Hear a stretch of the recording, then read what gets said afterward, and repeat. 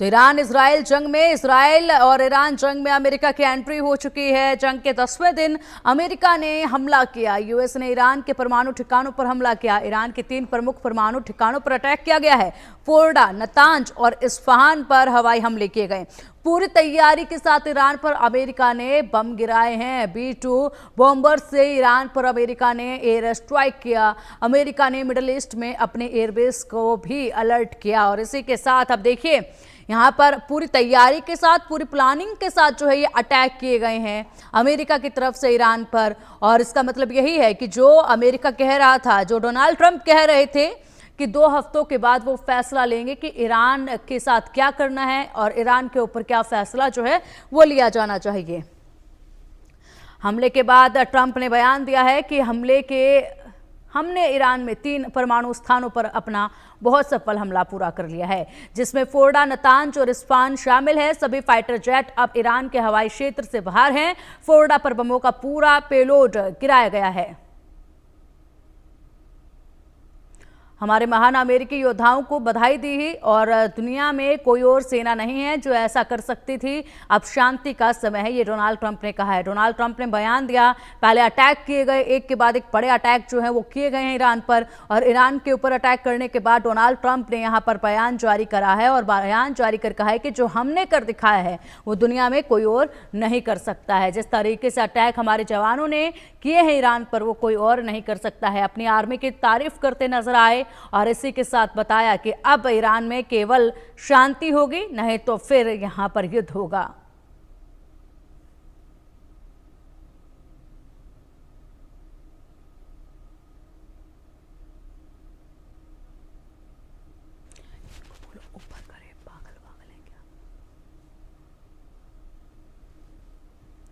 Iran के nuclear site बर्बाद किए गए हैं हमले में। हमले की टाइमलाइन अब आपको बताते हैं। रात 1 बजे इजरायली जेट्स ने ईरान में एयर डिफेंस एक्टिव किया। उसके बाद रात 1:14 पर शिराज में लड़ाकू विमानों की आवाज सुनाई गई। और उसके बाद रात 1:22 पर सेंट्रल ईरान में लड़ाकू विमानों की गर्जना सुनी गई। रात 2 बजे फोर्डा के पास कौम में जबरदस्त धमाका हुआ। और उसके बाद रात 2:13 पर शान के पास विस्फोट हुआ।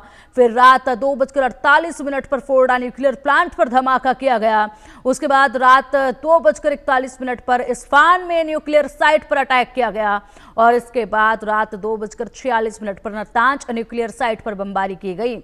और रात 2:55 पर पूरे ईरान में GPS जाम कर दिए गए। अब देखिए, महज 1 घंटे के अंदर ही इतनी तबाही अमेरिका ने इतने कम समय में मचाई है ईरान में। ईरान पर अमेरिकी बमबारी, और कहां पर यह बमबारी हुई वो बताते हैं आपको। फोर्डा में बमबारी हुई, नतांज में हुई और इस्फहान में हुई। ये 3 जगह, तीनों जगह बेहद ज्यादा ईरान के लिए महत्वपूर्ण थी, बेहद प्रमुख थी। और इन्हीं जगहों पर अटैक किया गया। फोर्डा, नतांज, इस्फहान, इन 3 जगहों पर अटैक किया गया। तीनों जगह ईरान के लिए बेहद ज्यादा महत्वपूर्ण थी। और महज 1 घंटे के अंदर यहां पर अमेरिका ने ईरान में बड़ी तबाही मचाई है। जिस तरीके से इन ठिकानों को यहां पर निशाना बनाया गया, फोर्डा, नतांज, इस्फहान, और उसके बाद तस्वीरें जो आई वो सबको हैरान करने वाली थी। और शायद ईरान ने भी नहीं सोचा था कि अमेरिका इस युद्ध में इतनी जल्दी एंट्री कर लेगा, क्योंकि अभी तक यही माना जा रहा था कि अमेरिका, डोनाल्ड ट्रंप जो है वो सिर्फ अभी समर्थन दे रहे हैं इजराइल को और चेतावनियां दे रहे हैं ईरान को। लेकिन यहां पर ईरान के इस मसले पर एंट्री कर बैठे हैं आप डोनाल्ड ट्रंप। अब चलिए, इसी पर चर्चा के लिए हमारे साथ हमारे खास मेहमान जुड़ चुके हैं। Defence expert retired lieutenant colonel JS Sodhi ji हमारे साथ हैं। सर, बहुत स्वागत है आपका इंडिया न्यूज पर। और साथ ही defence expert retired lieutenant colonel Himanshi Singh ji हमारे साथ हैं। हिमांशी जी, बहुत बहुत शुक्रिया, आप बहुत बहुत धन्यवाद, बहुत बहुत स्वागत है आपका इंडिया न्यूज पर। और चलिए, अब इसी के साथ चर्चा की शुरुआत करते हैं। हिमांशी जी, सबसे पहले रुख आप ही का करना चाहूंगी, क्या वाकई में लगा था ये कि अमेरिका इतनी जल्दी एंट्री कर लेगा इस युद्ध के बीच में? क्योंकि जो प्रतिक्रियाएं, जो बयान सामने आ रहे थे वो बार बार बदले जा रहे थे डोनाल्ड ट्रंप की तरफ से। और उसके बाद रात को 3 प्रमुख जगहों को टारगेट किया गया। फिर आकर मीडिया के सामने उन्होंने अपना बयान भी दर्ज कराया और कहा कि अब या तो युद्ध होगा या फिर शांति होगी। आपके सवाल के लिए बहुत बहुत धन्यवाद पिंकी।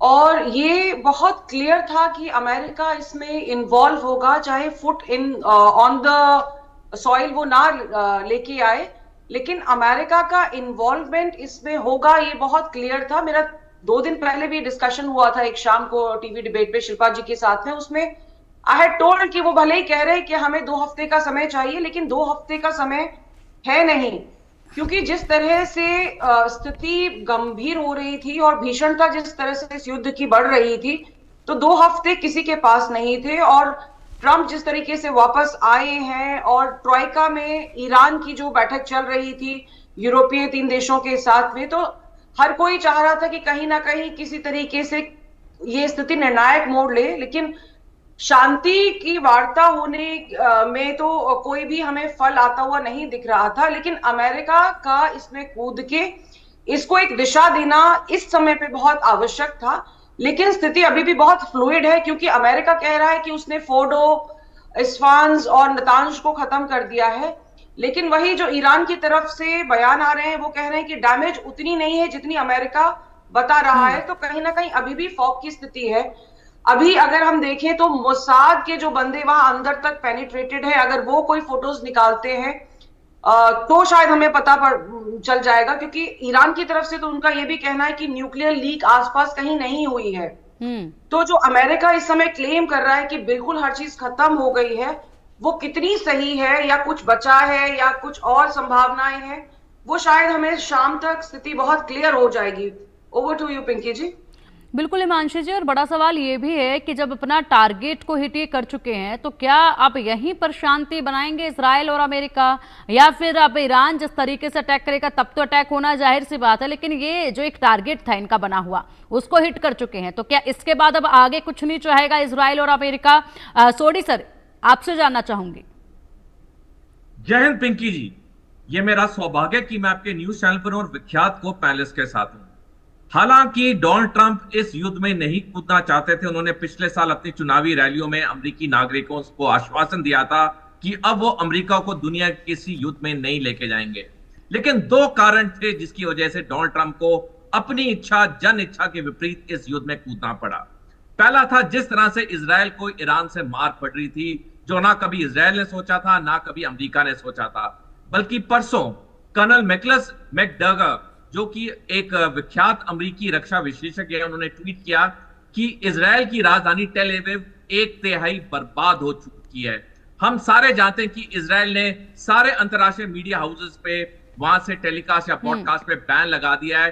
तो जो ये खबर एक विख्यात अमेरिकी रक्षा विशेषज्ञ की आ रही है, उसमें बहुत गहरी बात थी कि उसकी राजधानी इजराइल की 1/3 बर्बाद हो गई है। और जिस तरह से इजराइल पे लगातार ईरान ताबड़तोड़ हमले कर रहा था, इजराइल जानता था कि वो अकेले इस युद्ध को नहीं लड़ सकता है, उसे कभी ना कभी अमेरिका की जरूरत पड़ेगी।